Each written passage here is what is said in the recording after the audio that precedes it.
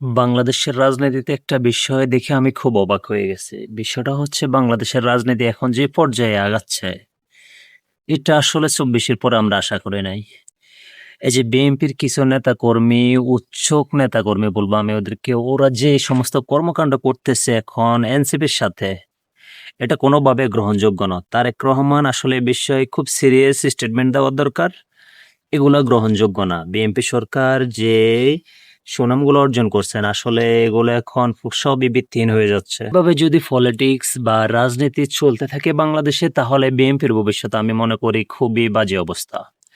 কারণ আপনি যদি একটা দলকে দমন করে দমিয়ে রাখতে চান তাহলে আপনি আওয়ামী লীগের দিকে তাকান। আওয়ামী লীগ আপনাদেরকে কি পরিমাণ দমিয়ে রাখার চেষ্টা করছে অথচ ওই আওয়ামী লীগ দলটাই এখন বিচ্ছিন্ন হয়ে গেছে বাংলাদেশ থেকে। এখন আপনারা যদি এটা থেকে শিক্ষা না নেন, আমি মনে করি, তাহলে এটা আপনাদের জন্য খুবই ব্যর্থতা। আপনারা গত ৬ মাসে এত আহামরি কিছু দেন নাই দেশকে।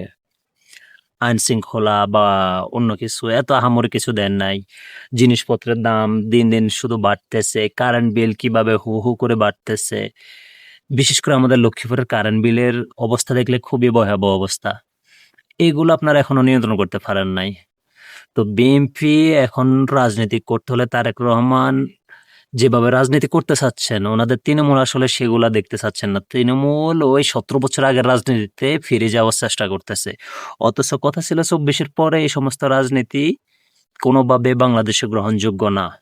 আপনি যদি এখন এনসিপিকে এভাবে দমন করার চেষ্টা করেন, এভাবে প্রকাশ্যে হামলা করার চেষ্টা করেন, আসলে আপনাদের রাজনীতি ভবিষ্যতে দাঁড়াবে কিনা? এটা নিয়ে আমি সন্দিহান। কারণ বাংলাদেশে এখন আর আপনার পুরানা রাজনীতির কোনো ভিত্তি নাই। মারামারি, খুন এই সমস্ত রাজনীতি মানুষ এখন আর দেখতে চায় না। আপনার ইয়াং জেনারেশন জেন জি যারা আছে তারা আসলে এগুলা দেখতে চায় না। সো এখন কি করার উচিত? আপনাদের উচিত বিরোধী দলকে স্পেস দেওয়া, তাদেরকে কথা বলতে দেওয়া, তাদের যে সমাবেশ বা পথসভা যেটাই করুক তারা তাদের মতো করতে পারে। এখানে হামলা করার কি আছে? বিরোধী দলের কাজই হচ্ছে মূলত সরকারের সমালোচনা করা, তাই না? কিন্তু আপনারা যদি সমালোচনা নাই নিতে পারেন তাহলে তো এটা আসলে খারাপ। আপনি উন্নত বিশ্বে দেখেন, সরকারের সমালোচনা আপনি করতে পারবেন। নিঃসন্দেহে কোনো সমস্যা নেই। কিন্তু আমার দেশে কি হচ্ছে, একটা মানুষকে মারার জন্য যত ধরনের বৈধতা দেওয়া দরকার আপনারা সোশ্যাল মিডিয়ায় এসে বিএনপির নেতাকর্মীরা এখন সেই বৈধতা দিতেছেন। যেমন কি নাসিরউদ্দিন পাটোয়ারি যেন কোনো একটা বড় পাপ করে ফেলছে তাকে হত্যা করা উচিত।